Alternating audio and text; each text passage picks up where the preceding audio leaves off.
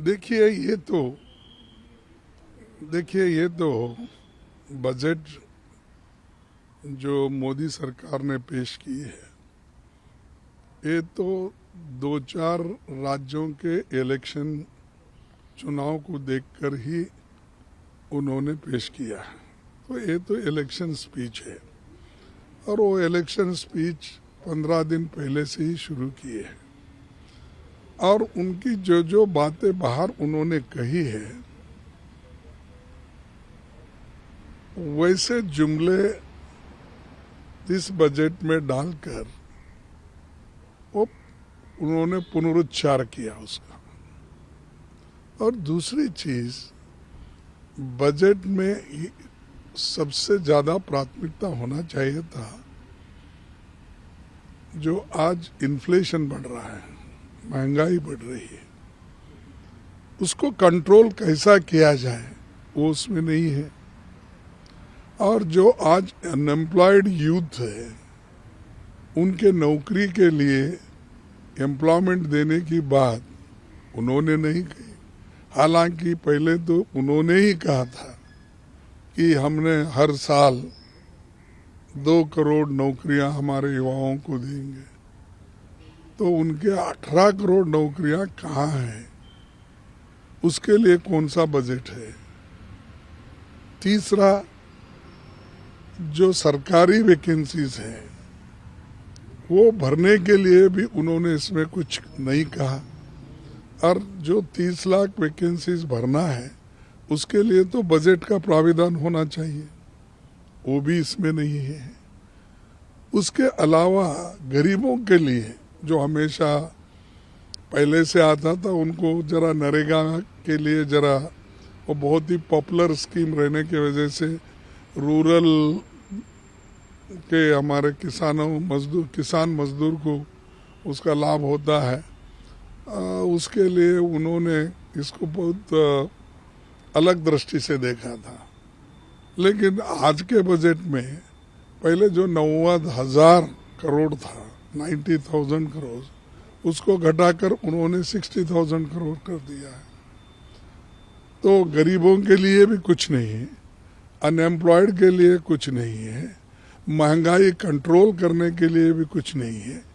ये चीजें तो एक तरफ है। दूसरी तरफ जो रूरल में वहां भी अनएम्प्लॉयमेंट है, डिस्ट्रेस है, लेकिन अर्बन युवकों के लिए नरेगा जैसी योजना लाने की बात पहले भी उन्होंने की थी, उसका भी कोई इसमें जिक्र नहीं है। और किसानों का जो उनका जो इनकम बढ़ाने का था वो उसका भी कोई इसमें जिक्र नहीं है। एमएसपी का जिक्र इसमें नहीं है। फिर कौन से गरीब के लिए ये बजट बना है? मैं समझूंगा जो अमीर लोग हैं उनके लिए। और इनकम टैक्स हमने 5 से 7 लाख कर दिया।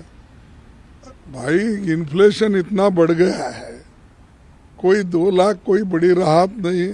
आज जो जिसकी सैलरी 60-65 हजार रुपये है उनको ही थोड़ा कुछ राहत मिलता है, लेकिन दूसरे किसी को नहीं है। वो भी अपने हिसाब से उन्होंने किया कि मिडिल क्लास को कैसा अट्रैक्ट करे। उनके पार्टी में चर्चा हो गई कैसा अट्रैक्ट करे, और वो दूसरे ट्राइबल वोट्स लाने के लिए क्या कोशिश करे, शेड्यूल कास्ट के वोट्स को क्या कोशिश करे। जो ये इलेक्शन स्ट्रेटेजी करके उसके तहत जो उनको फायदेमंद होगा उसी के तरफ ध्यान दिए हैं। लेकिन कहे तो ये है, लेकिन शेड्यूल कास्ट के बच्चों को, शेड्यूल ट्राइब्स के बच्चों को पहले स्कॉलरशिप मिलता था, उसका भी जिक्र नहीं है। माइनॉरिटीज के लोगों को स्कॉलरशिप मिलता था, वो भी बंद हो गया, वो भी इसमें भी जिक्र नहीं है। और बहुत सी चीजें उन्होंने ऐसी कही है कि हमने इतने कॉलेज भी बना रहे, वो बनाए, फलाना मेडिकल कॉलेज। भाई, मेडिकल कॉलेज प्राइवेट दे रहे हैं, गवर्नमेंट दे रहे थोड़ी। स्कूल भी प्राइवेट बना रहे हैं आप। कौन गरीब का आदमी बड़े बड़े जो कमर्शियल स्कूल्स और कॉलेजेस खोले गए उसमें एडमिशन उनको मिलता है? वो तो सरकारी स्कूल की तरफ देखेगा, देहात में रहने वाला, म्यूनसिपालिटी एरिया में रहने वाला, लोअर मिडिल क्लास का आदमी, इवन मिडिल क्लास का भी, क्योंकि फीस इतनी है कि एक महीने को कई जगह 1-1 लाख रुपए लेते हैं, 50,000 लेते हैं। तो ये जो आपने मिडिल क्लास के लिए इनकम टैक्स का राहत हम दिलाए कहते हैं, उसका बच्चा भी प्राइवेट स्कूल में पढ़ नहीं सकता। तो ये सारी चीज़ें, ये सारी मुद्दे हैं और इसको नज़रअंदाज किया गया है। और इनइक्वालिटी की बात, इनकम इनइक्वालिटी इतनी बढ़ रही, रोज पर रोज गरीब गरीब होते जा रहा, अमीर अमीर होते जा रहा। और हिडनबर्ग का रिपोर्ट अगर आप देखते हैं, वो चौंकाने वाले हैं कि हम नहीं कह रहे, हम कहे तो वो बोलते थे हमेशा ही कांग्रेस वाले कुछ ना कुछ देश को बदनाम करने के लिए, यहाँ इन्वेस्टमेंट नहीं आना उसको रोकने के लिए बात।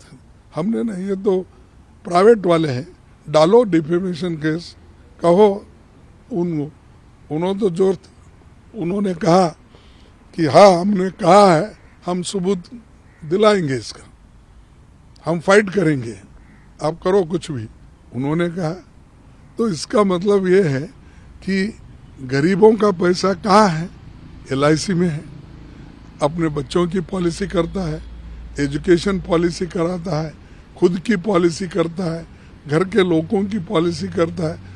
उस जितने भी पॉलिसी होल्डर है उनके पैसे हैं, और वो पैसे उन्होंने, एक व्यक्ति जो उनका बहुत चाहता है, अडानी, उसके कंपनी में बहुत अटके हैं। कम से कम 87,000 करोड़ गवर्नमेंट का पैसा उनके इन्वेस्टमेंट में गया है। क्या दूसरों को उतना ही दे रहे हैं आप? मुद्रा योजना में क्या हुआ, तो उतना ही दिए है। देखिए, ऐसे आप कितने दिन झूठ बोलेंगे? और तुम्हारी बजट जो है ये अमीर है उनके लिए ही है, और जो इस गरीब को आप ना किसान को देखे, ना गरीब मजदूर को देखे, ना SC ST के बच्चों को स्कॉलरशिप देने का देखे, ना एजुकेशन का। आप तो एजुकेशन और हेल्थ को तो फंड बढ़ाना चाहिए था, पहले तो घटाते आए, अब थोड़ा बढ़ाए। यानी मार्केट में जब लोग जाते हैं तो किसी चीज़ बार्गेनिंग होती है, ये सामान कितने का है, तो वो पहले कहता है कि ये इसका 1,000 रुपये है, नहीं नहीं नहीं, फिर नहीं होता तो बार्गेन करने वाला पूछता है ये 600 में दो, नहीं होता फिर ना 900। ऐसा ही इनका बार्गेनिंग है कि पहले तो खूब घटाए एजुकेशन में और हेल्थ में, आज थोड़ा सा बढ़ोतरी की है। ये कोई रिलीफ नहीं कंपैरेटिवली जो आज के दाम हैं, और फार्माटिकल जो औषध लोग खरीदते हैं, तो बहुत ही ये बजट उतना समाधानकारक भी नहीं है एक। और ये गरीबों को मैं कहूँगा कि पूरा निगलेक्ट किया गया है, और मैं उसका कारण आपको बताया हूँ कि इनके 8 साल कंप्लीट हो गए, अब 9 साल भी कंप्लीट कर रहे हैं। तो इस 8 साल में इन्होंने जो करना था वो कुछ भी नहीं किया। और एक चीज़ मैं बताना चाहता हूँ, अगर गरीबों की आमदनी ही नहीं बढ़ी तो कंजम्पशन क्या होगा? वो क्या खरीदेगा?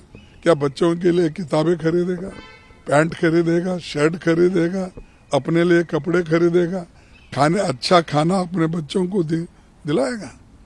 जब उसको नौकरी ही नहीं है, कमाने का यही नहीं है, साधन नहीं है, तो आपका इवन प्रोडक्शन भी यहाँ करे कौन? लेने वाला कौन है?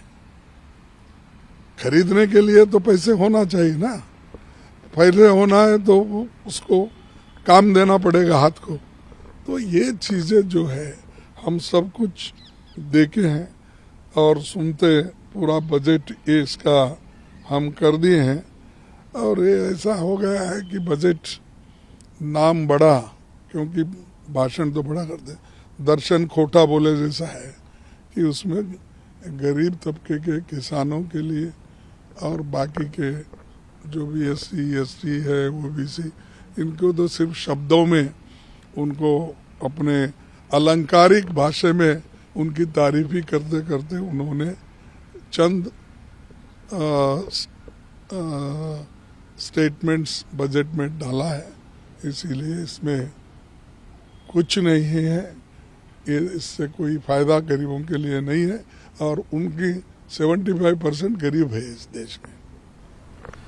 सब प्रधानमंत्री ने भी अलग से संबोधन किया और बताया कि एक अमृतकाल का बजट है, पहला बजट ऐसा है जो आगे फाउंडेशन रखेगा। 7 पॉइंट उन्होंने अपने गिनाए हैं और तमाम जो सरकार की तरफ से जो बड़े मंत्री हैं वो भी इस बात को आगे ले जाके कहने वाले हैं। आप किस तरीके से इस बात को देखते हैं और दूसरा कि आप बजट को कितने नंबर देना चाहेंगे? बस अरे नंबर इसका सवाल नहीं, किसी को नंबर देने, नंबर आप गिन लो ना, बेरोजगारी के लिए गिन लो, इन्फ्लेशन के लिए गिन लो, शिक्षण के लिए गिन लो, हेल्थ इसमें गिन लो, नरेगा में गिन लो। अब हम जितने भी पॉइंट्स आपको बोले और एक ही आदमी को LIC लूट करने की वहां से निकालने के लिए इजाजत मिली, SBI से पैसे निकालने की इजाजत मिली, छोटे मोटे कंपनियों बैंकों से लोन लेने का उनको सहूलत मिला, किसी गरीब को या किसी भी मिडिल क्लास के आदमी को ये सब सहूलतें मिलते हैं। ये सब देखकर आप रिपोर्ट तय करो हमारा क्या व्यू है।